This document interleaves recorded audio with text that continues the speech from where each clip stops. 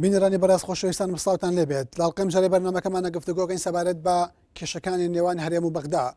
لەم بەرنامەیە پرسین ئایا ناکۆچی و ئاڵۆزەکانی نێوان هەرێم و بەغدا بەرهەمی باڵادەستی هێزە دیکتاتۆر و هێزە خۆسەپێنەکانە بەسەر بڕیاری سیاسی عێراقیدا یان بە پێچەوانەوە لە جەوهەردا بەرهەمی لاوازی ئەدای سیاسی سەرکردایەتی کوردە. ئایا دەڵدەدانی هاشمی لەلایەن سەرکردایەتی کوردەوە کە هاشمی تۆمەتبارە بە تیرۆر نیشانەی گومانێکی ڕاستەقینە ناخاتە سەر نیەتی سەرکردایەتی کورد بۆ پابەتبوون بە یاسا و دادگا و بێلایەنی کاروباری یاساییەوە یان بە پێچەوانەوە ئەم کەیسا بەکارهێنانی کارتێکی گرنگە لە گۆڕەپانی سیاسی عێراق لە پێناو بەدیهێنانی ئامانجە سیاسەکانی کورد. ئایەک لە نەبوونەوەی کێشەکانی نێوان هەرێم و بەغدا دوای نزیکبوونی زیاتر لە 10 ساڵ بەسەر ئازادی عێراق و سەپاندنی دەستوری هەمیشەی عێراق چیمان پێ دەڵێ؟ ئەومان پێ دەڵێ ئەم هەرێمە ڕوە و ئایندەیەکی سیاسی نادیار دەبێتەوە یان هێمایەکە بۆ بوونی دیموکراسیێکە لە ڕێگەی گفتوگۆ و لێکتر تێگەشتنی سیاسیەوە کێشەکان بەرەو چارەسەر دەچێت. بۆ گفتوگۆکردن سەبارەت بەم بابەتە میوانداری هەرێک لە بەڕێزان ئەکرەم ساڵح بەرپرسی لقی بە سودوی پارتی دیموکراتی کوردستان و سەردارقادر ڕۆژنامەنووسمان کردووە بە خێراتنی مولایەکتانەکەم. کاک سەردار بۆ چوونێک لەناو هەموو لەناو بەشێکی زۆر لە ڕۆشنبێری کوردیا هەبووە لە کۆنەوە هەتا ئێستا و بەشێکی گەنیگی خوێندنەوەی پێچێناوە کە مامەڵەکردنی کورد لەگەڵ دەروی خۆی ئەوەیە کە هەمیشە کورد کەوتوتە بەرزەبری نەعادیلانەی دوژمنەکانی و نارەکانی کورد ئەوانی ترکە دژ بە کوردن هێزێک بۆ نانویستووە کورد مافی هەبێ ئازادی هەبێ و کۆمەڵە هێزێکی دیکتاتۆر بوون بۆیە کورد نەیتوانەوە بگا بە مافە ڕاستەقینەکانی خۆی. ئەم تێزە لە خوێندنەوەی پەیوەندی نێوان هەرێم و بەغاشە کارەکەەوە پێمان ئەڵێ ئەوانە کە لە بەغا هەن کۆمەڵک هێزی نیمچە دیکتاتۆر و نیمچە فاشی و نانەوێ مافە ڕاستەقینەکانی کورد بچەسبێ بۆیە تا ئەم لە حەزەیە کێشە و ئاڵۆزیەکان لەگەڵ کووردا بەردەوامە و ئاکامێکی ئەو تۆ لەسەر مەسەلە گەنجەکان بەدینە هاتووە. ڕای بەڕێزت چی لەو بەرەوە؟ سەرەتا سپاس. من پێم وایە کێشەی کورد لە کوردستانی باشوورە وڵاتێکی داگیرکراوی دابەشکراوی دواخراوی فرەچینە. ئەمە وەک پێناسەی قۆناغێک یا ئەو کەسەی ئەو وڵاتی ئێمەی پیاڕوا لە قۆناغی جیاوازدا. بەڵام لە دوای پرۆسەی ڕزگاری عێراقەوە ئەکرێ کوردستان باز لەوە بکرا کە ئیختیاری جۆرە استراتیژێکی کردووە لەگەڵ ناوەندا کە ئەویش باوەڕبوونە بە پێناسە و زاراوەی عێراقی نوێ واتە جۆرێک لە بەشداری هەڵبژاردووە کە لە عێراقدا کە عێراق بە عێراقیی نوێ ناوزەند دەکا کە بەداخەوە شەریکەکانمان لەم عێراقی نوێیە تا ئێستا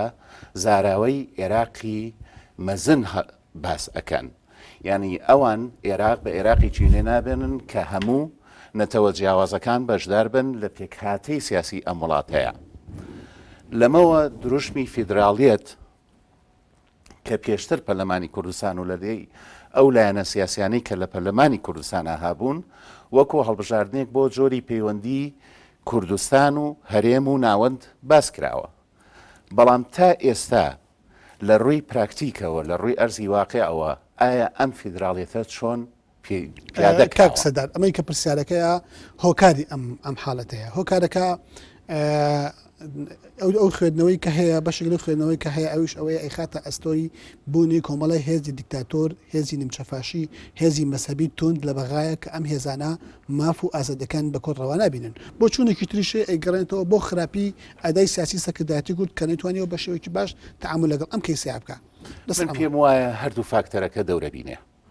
فاکتەرێک لە بۆچوونی ئەو لایەنە سیاسیانەی کە ئێستا لە ناوەندا لە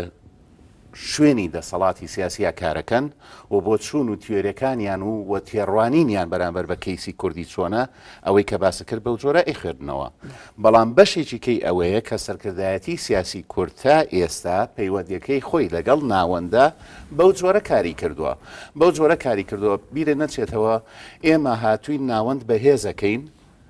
هەرێممان بێهێز کردووە کە ئەبواە لە دوای پرۆسی ڕزگاریەوە ئەم عێراقی نوێیە ناوەندێکی بێهێز دروستکرایە هەرێمێکی بەهێز دروستکرایە بۆ ئەوەی ئەو کارە ساتانەی کە لە پێشووە هەبووە جارێکی ترکردنەوە بۆ بە چۆن بەغدا بەهێز کراوە و هەرێم لاواز کراوە چۆن لە کاتێککە هەرێم پەرلەمانی حکوومەتی دوسپای هەیە جێشی هەیە بۆ لاوازە. من نازانم ئەوانەی کە جەنابەت باسیەکەی پەرلەمانی کوردستان مێژۆکەی دیارە هێزی نیشتیمانی و هێزی پێشمەرگەی نیشتیمانی دیارەکە ئێستا چۆنە ئابووری نیشتیمانی کوردستان و هەرێم دیارەکە ئێمە چۆن ممارەسەیەکەین و تا ئێستا بە شێوازێک بووە لەبەرەوە کە ئەوەی لە بەغدا پیادە ئەکرێ ئێمە هاتووین ناوەندێکی بەهێز بە بەشداریکردنمان لە ترۆپچی دەسەڵاتەکانی ناوەندە واتە ئیختیاری ناوەندمانەوەمان لەگەڵ ناوەندە تا ئێستا پیادەکراوە. من پێم وایە لەو ڕۆوە کورد خۆی ئەتوانی ئەوە یەکێک بێ لە هەڵبژاردنە سیاسیەکان ئەوە هەڵبژاردننی تاکوتەرانە بێ و بگەڕێتەوە جارێکی کە بۆ ناو خەڵکە ئەویش بە بزوتنەوەیەک دەکراکە پیوترا ڕیفراندۆم بگەڕێتەوە بۆ پەرلەمانی کوردستان. جەنابەت پێم ناڵی تا ئێستا چه دەستگایەکی سیاسی نەتەوەییمان هەیە کە دیراسەی ئەم لایەنە استراتیجیانە بکە ئەو ئیختیاری ئێمە لەنەوە دوا کردومانە بۆ ئێستا دەزەدا ئەو ئیختیارە لە دوای کۆبوون کۆنگرەی هەولێر و لەندەن و سەلاحەدینەوە تا ئێستا کە ئێمە بە پرۆسەی کارکردن لەگەڵ لایەنە سیاسەکانە دیومانە تا ئێستا ئەوان تابوتی سەوچە لە نێژن بەڵام ئێمە بە جۆرێکی زۆر سپاس کاک ئەکرەم لە پرۆسی ئازادی عێراقا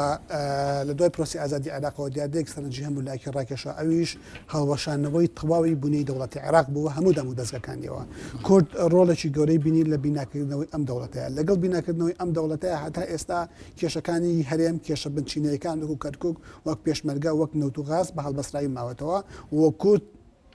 کاری بجددی کرد بۆ بەهێزکردنی حکوومەتە و کاکسە دارش ئەوە بە پێچەوانەوە هەرێمی لاواز کرد ئەمە نیشانەی فەشەلێکی قورستیە لە ئەدای سیاسی سەکرداتی کووردا. من پێم وایە دەبێ خوێندنوویەکی واقعی بۆ ئەم بابەتە بکەین ئایا لەو کاتێک کە پرۆسەی ئازادی دەستی پێکرد و عێراق ڕوبڕووی گۆڕانکاریەکی ڕیشەیی بووە و کورد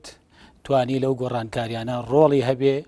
ئەلەو هەلوو مەرجە سیاسیە ئەکرێ بڵێن کورد لە بەردەمی دووڕیانێک بوو ئایا دەتوانێت لەو هەلوو مەرجە سیاسی کە هێزە زلهێزەکان بە تایبەتی ئەمریکا کە عێراقیان ڕزگار کرد ڕێگەیاندا کەوا کورد چارەنووسی خۆی دیاری بکە یان لە عێراقێکی یەکگرتو فرەیی دیموکراتە بمێنێتەوە هەمومان ئەزاین تاکو ئێستا هەلومەرجی ئەو کاتە تاکو ئێستا و هەلومەرجی نێودەوڵەتیش ئەو دەرفەتەی نەداوە بە کورد کە بڕیار لە چارەنووسی خۆی بدا بۆیە کورد اختیاری ئەوەی کرد مادەم لە عێراق دەمێنێتەوە دەبێت شراکەتێکی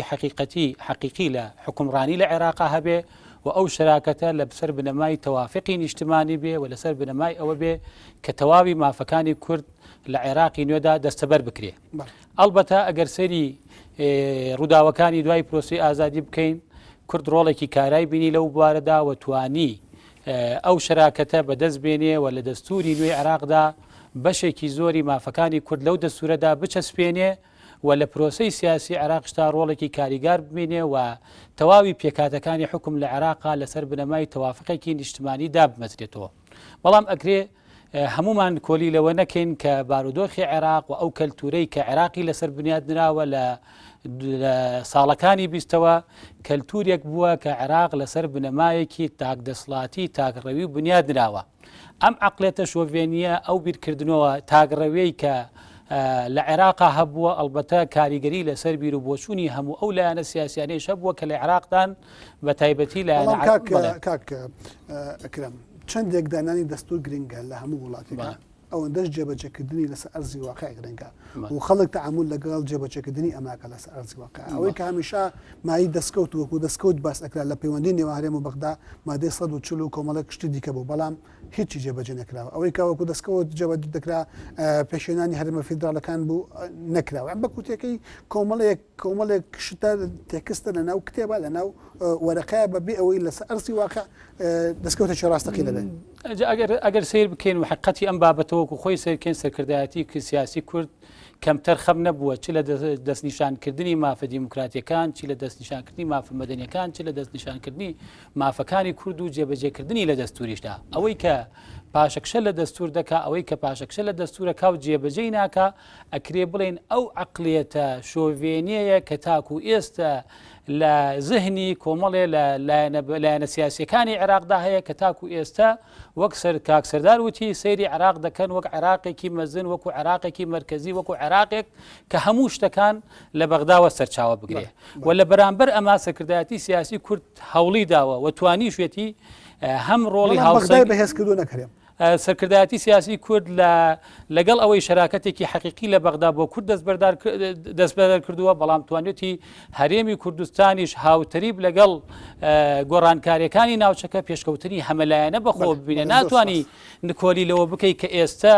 ئەو گەشەکردنەی لە کوردستان هەیە لە ڕووی سیاسی لە ڕووی ئابووری لە ڕووی ئاوەدانی لە ڕووی دیبلۆماسی ناتوانانی نکۆلی لەوە بکەیت بەڵام لە بەغدایش زۆر سپاس کاک سەردار ئێمە شەراکەتیشی ڕاستەقینەمان هەیە لە حکومڕانی بەغایە وڵی من پێم وایە شەراکەتی ڕاستەقینە لەسەر ڕووی فکر دروستەکرێت لەسەر ڕووی پەرژەوەندی دروستەکرێت ئێمە فکر بەوە ئەکرێت کە باوەڕبوون بێ بە هەنگێک کۆنسێپتی هاوبەش بە کۆنسێپتێک کە یەکتری قوبولکەن یەکتری بخێننەوە و پەرژەوەندیەکانی هەر لایەشە وڵەیە بۆ پەرژەوەندیەکی خۆی لە ڕێگەیش بابەتێکە و پێوترێت دەسووری عێراق بەڵام تا ئێستا ئەو شەراکەتە شەراکەتێک بووە چەند جار پەیوەندی چوارقۆڵی دروستکراوە چەند جار کۆبوونەوەی چوارقۆڵی دروستکراوە و های پەیمانەتی دروستکراوە لەسەر ئەرزی واقعچیان کردووە من ئەگەڕێمەوە بە شەرحێکی کاگەکرم کە ئێمە لە هەرێم دنیایەکی جوانمان دروست کردووە کە بۆیە بۆمان هەیە لە عێراقی شاسەیر لە ئێمە بکەن و بەشداریەوە بکەین من نازانم ئەو هەرێمە بەو جوانێ نبینم ئێمە لە هەرێمدا چەند ساڵێکە حکمی سیاسی ئەم هەرێمە بەدەست دەسەڵاتی کوردی خۆیەوەیەتی کە ئێستا باز لە دروشمی دەوڵەتی کوردیەکرێت کە حەقێک و مافیی ڕەوای تاچی کووردە و هەموو هاوڵاتیی کوردۆک و مافیی سەرەتایەتی حەقی خۆیەتی کە باز لە بیر لە دەوڵەتی کوردی بکاتەوە لەگەڵ هەموو ئەو ئەگەرانی کە پێشتر دەتوانین دواتر باسی بکەین بەڵام من پێم وایە لەم هەرێمەیە کە ئەو ئابووری بازەکرێ ئابووریەکمان دروست کردووە لە وڵاتەیە کە جێیشێک لە فەرمانبەری بێکارمان دروست کردووە ئابووریەکمان دروست کردووە کە جێیشێک لە موچەخۆری حیزبیمان دروست کردووە ئابووریەکمان دروست کردووە کە جێیشێک لە خانەنشینی گەنجانمان دروست کردووە ئەمە پەیوەندی چێ بەوە پەیوەندی بەوەیە کە ئێمە ئابووریی لە وازمانەیە بووی لە بەردەم بەغا لاوازین نەخێ من لەوە ئەڵێم ئێمە بیرکردنەوە چەمکی دەوڵەتداری نەمانتوانیوە لەو هەرێمەی کە بەدەستمانەوەیە بە شێوازێک بینا بکەین کە ئێستا وا لە هاوڵاتی کورد بکەین کە باسی دەوڵەتی کوردی بکەین یا پاسی لە مفاجەکردنی دەوڵەتی کوردی بکرێ وەلو من لەوەش بۆ چوونێکم هەیە ناکرێت دەوڵەتی کوردی باس لە مفاجە بکرێ چونکە دەوڵەتی کوردی بنیادنانی دەوڵەتە ڕاگەاندن نییە یعنی ئەبێت دەوڵەتداری بنیادنی لە فرسەتێکا ڕائگەیەنرێ مفاجە ئەکرێ بۆ ئافاتیشی زیندانی بێ بۆ موچەزیاکردن بێ بۆ قەرزێکی ئەقار بێ بەڵام ئێمە لەم وڵاتەیە ئەبێت چەندەها دەستگای لێکۆڵنەوەی استراتیجیمانە بێ کە دەستگای لێکۆڵنەوەی استراتیجی نەتەوەیی بوون باز لە ئەگەرەکانی ئەوە بکرێت کەی ئێمە ئەتوانین فیدراڵێتەکە بگۆڕین بە کۆنفیدراڵی کەی ئەتوانین باز لە جیاببوونەوە بکەین کەی ئەتوانین باسی لەو شوێنانە بکەین کە پێی وترێ ناوچە ناوکۆچی لە سەرکان و بێنینەوە بەلای خۆمان دەسەڵاتی سیاسی لە وڵاتی ئێمە لەم هەرێمەی ئێمە بە شێوازێک بووە کە بارێکی تەندروست لە نێوان ئۆپۆزیسیۆن و دەسەڵاتە دروست نەبووە شەقامەک و تەرەفی سێم سەیرەکە لەبەرەوە ئەو باسکردنە لەوەی کە ئێمە لەگەڵ شەریکێکی حەقیقین لەگەڵ ئەوانە ئێمە لەم وڵاتی خۆمانە نەمانتوانیوە شێوازێکی جوان هاوڵاتیان هەز بە چەمکی هاوڵاتی بوون بکەن کە بەشدار بن لە مافەکان و لە ئەو ئەرکانی کە پیان ئەسپێرێ تا بڕۆن بۆ دروشمێکی تر وەلە لای هەمومان خەوێکە و لای هەمومان نەخەوێکە دروشمێکی ڕاستەقینەیە کا بێ کاری جدی بۆ بکرێت ئەوش لە ڕووی ئەفۆم کە لە دەستگایەکی سیاسی نەتەوەیەوە کە هەموو لایەک بەشداری بن بەڵێ زۆر سپاس کاک ئەکرام ڕێک نەخستنی ناوخۆی ماڵی کورد و نەبوونی پەیوەندیەکی تەندروستی دیموکراتیانە لە بینی ئۆپۆزیسیۆن و دەسەڵات لە بینی هێزە سیاسەکان و ئالوگۆڕی ئاشتانی دەسەڵات لە ئەزمموی حکومڕانی کوردیا هۆکارێکەوە من لێکە کە بڵێن کورد لە بەردەم بەغدای لاوازە بۆ کورد خاڵی بەهێز و بوونی پەرلەمانێکە چاودێریکردێکی حەقیقی نەبێ بەسەر دەسەڵاتەوە وامە لێکە کە بڵێن خاڵێکی گرنگی لاوازی حکوومەتی هەرێمە لاوازی ئەدای سیاسی کوردە بەرامبەر بەغاوە بەغا ناچار نابێ بێتە ژێرباری هێز و دەسەڵاتێکەوە کە لە ناوخۆیان دنیایەک پەربوونی تایە من پێم وایە کاگومێت ئەگەربین لە ڕاستیە سیر بکەین ئەم شکڵە بەو شێوە من نابینم کە کاک سەردار باسی ئەکا چونکە ئەگەر بێ باری وەزعی سیاسی کوردستان و وەزعی حکومڕانی کورد لە بەرچاو بگرین ئەبێ سەماشا بکەین ئێمە لەکوێ بووین و ئێستا لەکوین ئەمە لەلایەکی تێر ئەو کەلتوری حکومڕانی لە کوردستانە کەلتورێکە مێژوویەکی درێژ نییە ئەمە وەکەڵی کەماسی نییە کە ئەگەر ئێمە وەکو کوردان بەوەدا بنین لە مێژووە دەوڵەتمان نەبووە هاتوینەتە سەر بارودۆخێک کە میلەتێکی چەساوە میلەتێکی داگیرکرا و سیستەمێکی حکومڕانی لە بەبێ ئابووری بەبێ دام و دەستگا بەبێ موسەسات دامەزراوە و ئەو لایەنە سیاسیانەوە سەرکردایەتی سیاسی کورد توانیویانە لە قۆناغێکی زۆر پاشکەوتوو و لە قۆناغێکی داگیرکاریەوە کورد بگەنە قۆناغێکی ئازادی و سیستەمێکی حکومڕانی دامەزرێنن بە هەموو کەم و کوڕەکانەوە ئەگەر بەراودی بکەیت لە هەمگەڵ ئەو سیستەمە سیاسیانەی لە وڵاتەکانی ناوچەکە هەیە سیستەمی سیاسی لە هەرێمی کوردستان سیستەمێکی باشتر و پێشکەوتوترە ئاڵوگۆڕی دەسڵات لە کوردستان نەکراوە من پێم وانە ئاڵوگۆڕی لە دەسڵات لە کوردستانە ئاڵوگۆڕێکە لە ڕێگەی سندوقەکانی دەنگدان و لە ڕێگەی هەڵبژاردنەوە پارتی دیموکراتی کوردستان و یەکێتی نیشتمانی کوردستان لە دوای ساڵی 91 کۆدەیانتوانی شەرعێت لە شۆڕژگێڕی وەرگریان و حکوومەت دروستکەن بەڵام پارتی و یەکێتی بە تایبەتی جەنابی کاک مەسعود هەل لە سەرەتای ڕاپەڕینەوە داوای کرد کە دەسڵات بگەڕێتەوە بۆ گەل و لە ڕێگەی سنووقەکانی دەنگبدانەوە هەڵبژاردن بکرێ و هەموو ئەو حکابینانەی کە لە هەرێمی کوردستان دامەزراون لەسەر بنەمای هەڵبژاردن بووە و لەسەر بنەمای دەنگدانی خەڵک بووە و خەڵک ڕاستە و خۆ دەنگی بەو حکومەتە داوە کە پارتی و یەکێتی ئێستا بە شەراکەت دەیبنەڕێەوە پارتی و یەکێتی ئەزمونیش ئەوەندە گرنگە بۆ لە بەرامبەر بەغایە ئەو هەموو کێشە جودوگرتایە و تا ئەم لە حەزێ نەیتوانیەوە ئەو کێش ئەساسیانە لەگەڵ بەغایە یەکلاکاتەوە ئەگەر بێ سەیری ئەمە بکەی من پێم وایە کورد توانیوێتی نەک کێشەکان لەگەڵ بەغایەک نەکرێتەوە یا یەکلا بکرێتەوە پێم وایە ئەوە پەیوەندە بۆ هەلو مەرجە سیاسی عێراق پێایە تێپەڕێ بەڵام ئەگەر بین وەکو حقیقت سیر بکەین کورد توانێتی هاوسەنگێکی گەورە لە عێراق ڕابگرێ ئەو هاوسەنگی کە لە عێراق چونکە ئێمە بین سەیری پێکاتەی عێراق بکەین پێکاتەی عێراق پێکاتەیەکی ناکۆکەوە پێکاتەیەکی جیاوازە و شیعە لە عێراق هەست بە زوڵمێکی مێژووی ئەکا سونە لە عێراق دەیەوێ دەسڵاتی بەدەستەوە بمێنێ کورد دەیەوێ مافەکانی خۆی بەدەست بێنێ لەم پێکاتە ناکۆکیا کورد لەکوێ ئەم پێکاتەیە لە 325 کورسی پەرلەمانی عێراق کورد خاوەنی 59 کورسیە لە پەرلەمانی عێراق بۆیە کورد هەموو ئەو شەراکەت و شەڕی کە کورد لە بەغدا کردوێتی لەسەر بنەمای نەتەوەیی بووە لەسەر بنەمای نیشتمانی بووە و لەسەر ئەو بنەمایە بووە کە وەکو نەتەوەی دووەم لە عێراقا مافەکانی خۆی بەدەست وڵی من ببوورە ئەو حاڵەتی کە کاکرم باسی لێەوە کاکە ئێمە شتێکی وامان کردو ئێمە کارێکی ئەوە جدیمان کردووە لە ناوەندە هەنگێ ئەرقام هەیە کە باسی لێەوە کرێ سنووری جغرافیای هەرێمی کوردستان 800,000 کیلومتر چوارگۆشەیە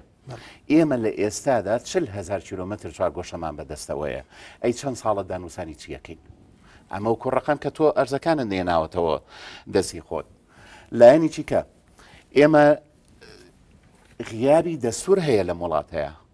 کە غیابی دەستور هەبێت چۆن نەتوانی پەیوەندیەکی مەحکەم دروستکەی لەگەڵ ناوەنداوە جۆری پەیوەندیەکەت مراجعە بکرێتەوە دیراسە بکرێ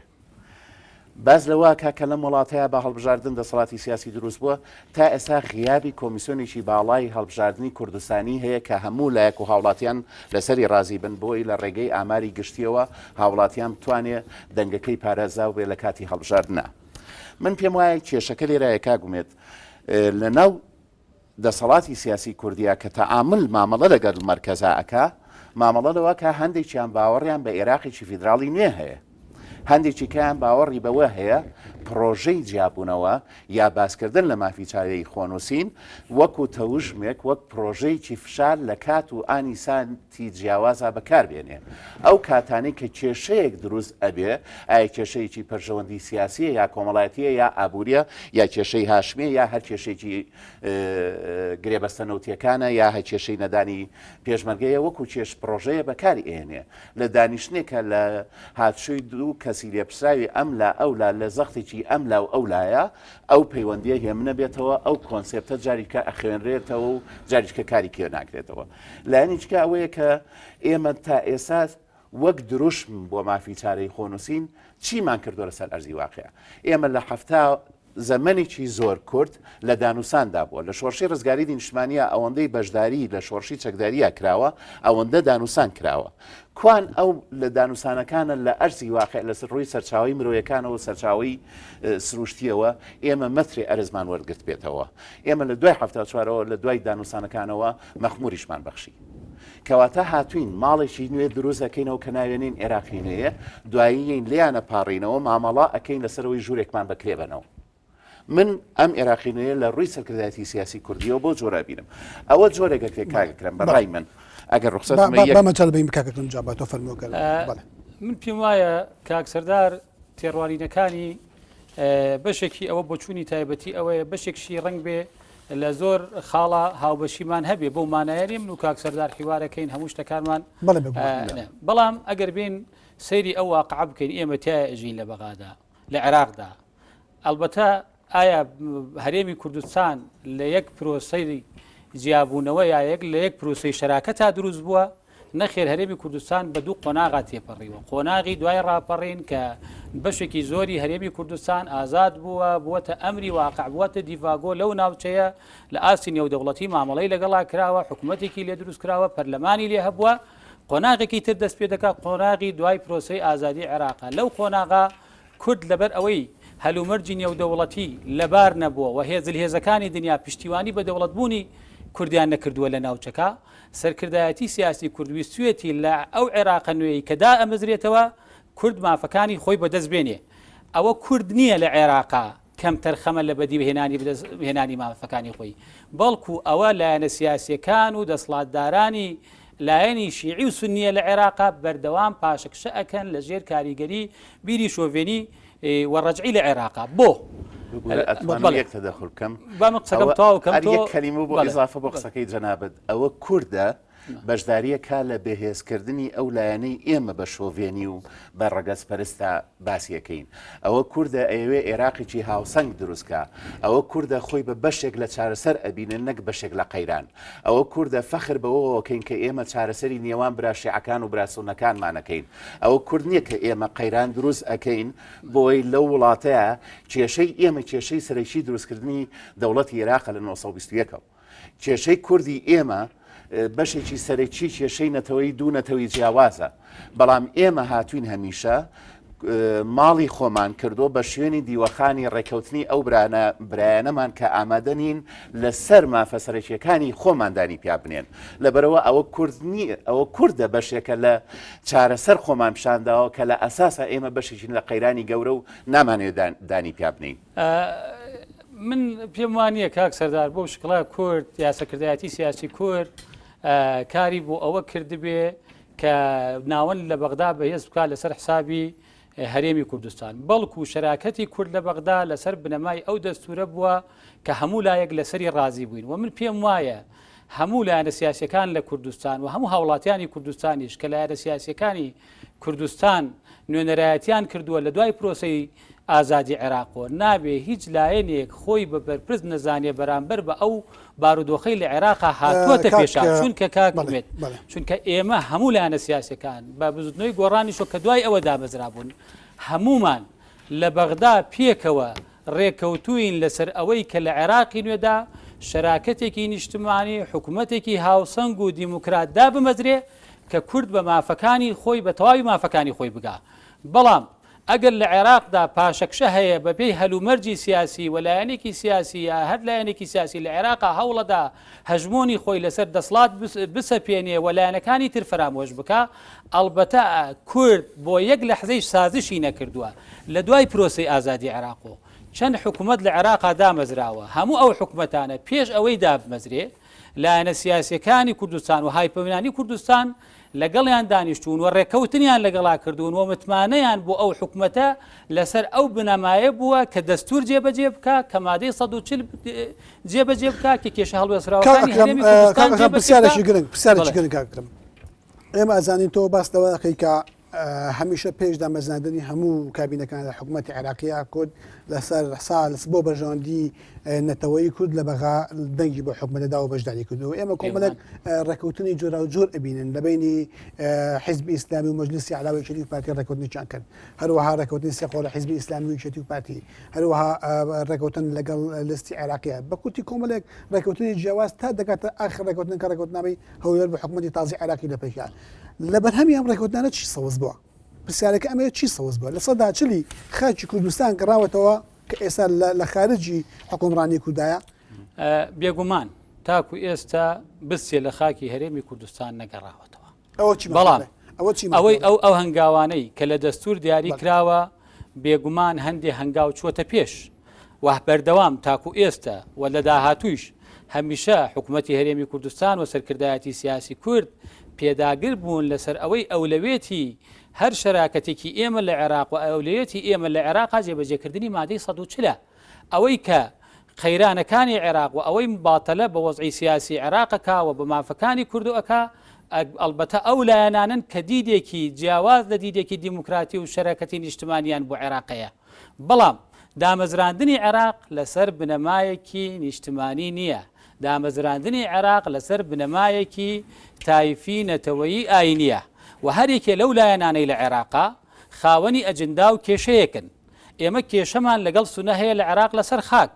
کێشەمان هەیە لە شیعە لەسەر دەسەڵات، شیعە و سونە کێشەیان لە عێراق هەیە لەسەر دەسەڵات، ئێمە کێشەمان هەیە لەسەر ڕابردوو ئێستا و ئایندەی کورد. بۆیە کورد لە کۆی پرۆسەی سیاسی عێراقا هەوڵی داوە لەبەر ئەوەی هەلومەرجی نێودەوڵەتی تاکو ئێستا لەسەر ئێمە فەرز دەکات لە چوارچەوەی ئەو نەخشە سیاسی عێراقا بمێنەوە، هەوڵی داوە بە شێوەیەکی ئاشتیانە و دیموکراتیانە و لە چوارچەوەی دەستورە مافەکانی خۆی بەدەستبێنێ و پێشم وایە هەنگاوێکی تەندروست پێتوانیە عێراق محکومە بە کۆمەڵای کێشە و جوروگرەتی جیاواز ئەو ناخۆشیە سیاسی و بەزەبیانە لە عێراق هەیە ناکرێت ئینسان میسالی قسە بکە و پێویستمان بەوەی واقعیتر و ورتر لەسەر ئەو کێشانە قسە بکەین و کورد هەر ئەوەندە ممکن بۆ کە کردوەتی بەس بەر لەوەی وەڵامی و پرسیارە بیتەوە ئەم ناوبەڕەمان هەیە. خۆشەویستانم ئازیزانم ناوبرێکمان هەیە دوای ئەم ناوبڕە پرۆگرامەکەمان بەردەوام بێ.